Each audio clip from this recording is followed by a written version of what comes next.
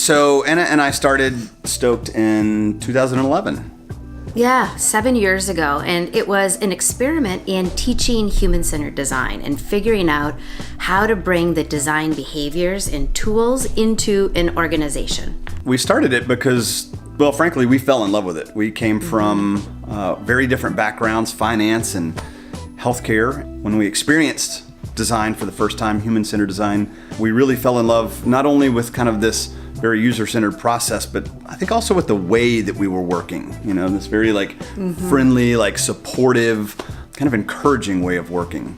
I think the first time that I went through a design cycle, I lit up. It felt so exciting.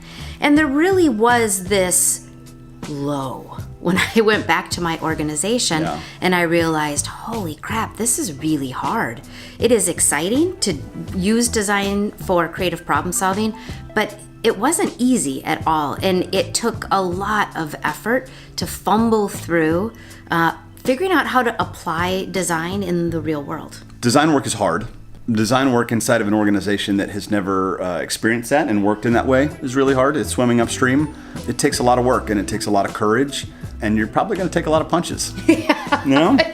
That's true. Yeah. But I think having been at the D School and experiencing the culture there made me realize how important culture is to innovation or creative problem solving. Over the years, over the past 7 years, what we keep coming back to is that the tools, the design tools that we use for innovation are valuable, but they're not actually as valuable as those behaviors that we experienced the first time at Stanford D School so many years ago. That's right.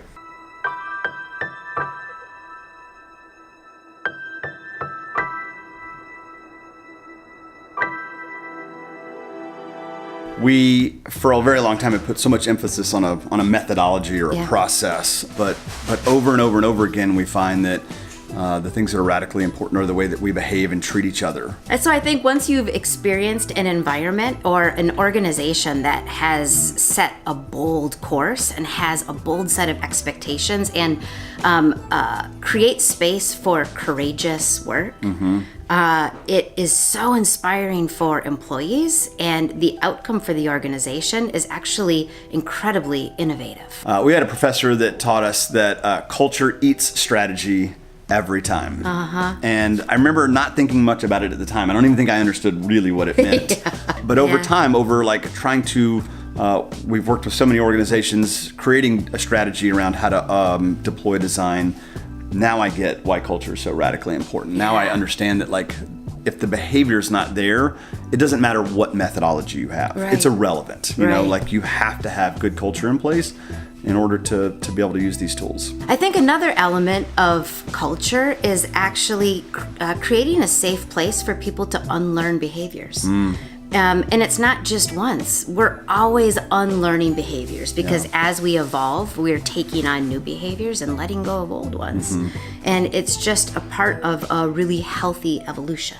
Ultimately, the outcome of unlearning some of these behaviors and creating a place that's safe to try on new behavior is that teams really start to coalesce, right? We see teams really bond, move through project work really quickly. That's kind of the uncanny outcome. It seems like gosh, I didn't expect that creating a really well-connected team would mean that people got through work faster. But they do. They trust each other.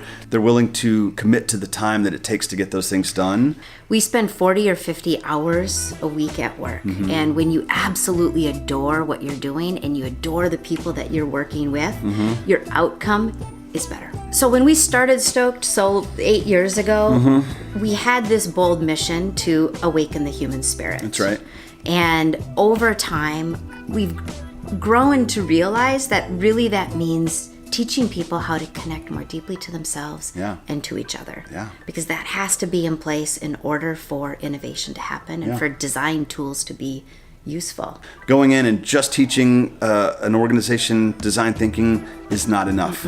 It's not enough. So what we know is that we have to spend time helping them seed a really amazing culture that can thrive and that will let innovation survive and won't crush it.